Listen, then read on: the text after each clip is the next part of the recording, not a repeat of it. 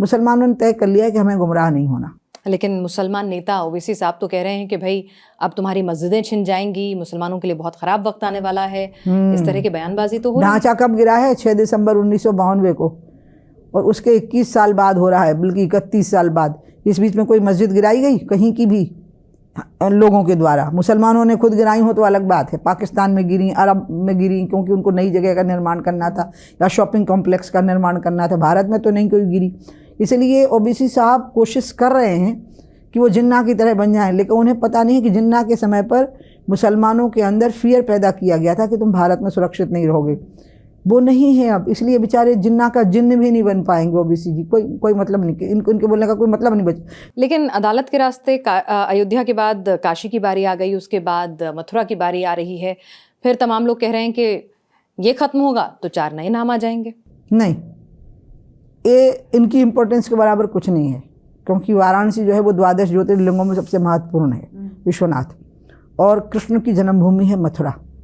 और दूसरी बड़ी बात है, मैं एक मुसलमान से भी पूछो आप कभी भी कि जिस मस्जिद की दीवारों पर मूर्तियां बनी हों, क्या वहाँ नमाज होती है? उसको तो नाजायज़ माना जाता है उस नमाज को। तो मथुरा में और काशी में तो मस्जिद की दीवारों पर ही मूर्तियाँ लगी हुई हैं, तो वो तो नमाज पढ़ने के योग्य स्ट्रक्चर ही नहीं है। सो वो भी फालतू की बात है। तो इसलिए, और हमारे लिए महत्वपूर्ण है, आप दोनों चीज़ों को देख के चलो। अयोध्या का जो स्थान था वो क्या था? हिंदुओं के आराध्य का जन्मस्थल, मुसलमानों का कुछ नहीं था वो।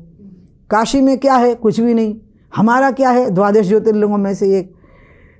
इसमें मथुरा में क्या है? श्री कृष्ण जन्मभूमि। मुसलमानों का क्या है? कुछ भी नहीं है। कोई महत्व, उनके लिए रिलीजियस इंपॉर्टेंस का स्थान नहीं है वो। इसलिए, और हम जिन स्थानों की मांग कर रहे हैं, 3 की मांग की थी हमने, वो रिलीजियस इंपॉर्टेंस के नहीं है मुसलमानों के लिए, वो हमारे लिए हैं। इसलिए कोई दिक्कत नहीं है कि इसके बाद कहीं कोई समस्या खड़ी हो। आपने कहा भी था कि विवादित ढांचा जो गिरा उसमें किसी की गलती नहीं थी, बल्कि वो जो मौजूदा सरकार है, उनका मीडिया तंत्र और जो तमाम चीज़ें थी, वो ज़्यादा जवाबदेह थे, जिम्मेदार थे ऐसे हालात पैदा करने के लिए। हाँ, और ये नेहरू जी से शुरू हुआ। जब वहाँ रामलला प्रकट हो गए 1949 में, तो नेहरू जी ने, महंत दिग्विजय नाथ जी और सब लोग उसमें इन्वॉल्व थे पूरे मामले में कि अब नहीं हटा सकते आप रामलला को यहाँ से। तो उनने कहा ताला लगा दो, पंडित जी पूजा करते रहेंगे तो हिंदू खुश रहेंगे, और ताला लगा रहेगा तो मुसलमान खुश रहेंगे। अगर वहीं रामलला की पूजा होने देते और कह देते कि ठीक है, जैसा सोमनाथ का हो गया जैसा इसका कर लो, तो सोमनाथ पे भी उन्हें आपत्ति की थी, तो ठीक सोमनाथ के तर्ज पे अयोध्या हो गई होती, तो 6 दिसंबर तक तो मामला आता ही नहीं, फिर वो कुछ नहीं होना था। ना इतनी गोलियां चल रही थी, ना इतने लोग मरने थे। आपने भी मंदिर के ताले की बात का जिक्र किया। अगर मैं गलत नहीं हूं तो आपने भी शायद 12 वर्ष की उम्र में ये संकल्प तभी लिया था जब आपने खुद अपनी आंखों से एक पुजारी को ताला खोलते हुए, पूजा करते हुए देखा। ऐसे नहीं हुआ था। अच्छा, मुझे बताएं। मुझे तो वहाँ क्या है कि मैं बहुत छोटी थी ना, तो प्रवचन करती थी। अच्छा, कथा नहीं, अच्छा, डिस्कोर्सेस, उपदेश। तो अयोध्या के संतों को पता लगा कि एक बहुत छोटी सी बच्ची है, तो रामचंद्र दास परमहंस जी जो लड़ रहे थे ना राम जन्मभूमि के लिए, तो कोर्ट में, तो उनको पता लगा, तो उनने मुझको बुलवा लिया। संतों की इच्छा थी कि मुझे देखें, इतना छोटा बच्चा है।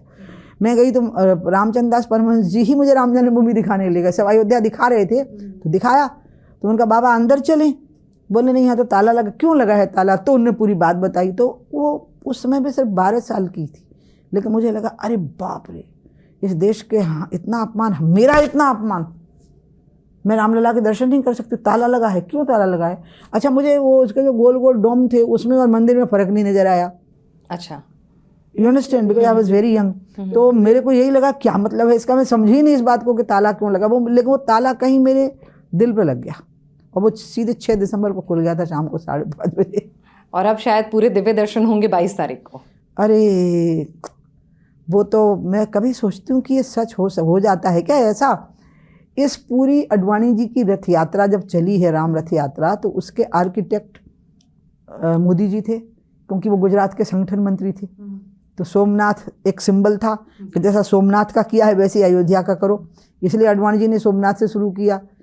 अडवाणी जी के रथ पर प्रमोद जी थे, लेकिन आर्किटेक्ट अडवाणी जी की रथ यात्रा के पूरे मोदी जी थे। मोदी जी की क्या जिम्मेदारी होती है? संगठन मंत्री थे ना गुजरात के। नहीं, तो उस रथ यात्रा में वो क्या उनका रोल रहता था? पूरा प्लान कर दिया, कि ऐसे होगा, अच्छा, ये रथ कैसे चलेगा, कहाँ से चलेगा, कहाँ पहुंचेगा, एक व्यवस्था कर दी, और उस व्यवस्था को मॉनिटर प्रमोद महाजन जी कर रहे थे।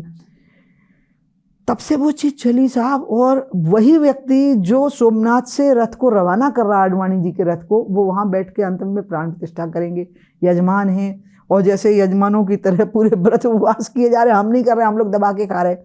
और वो यजमान के जो पूरे नियम कायदे होते हैं उनको पूरा करके और फिर वो प्राण प्रतिष्ठा में बैठेंगे।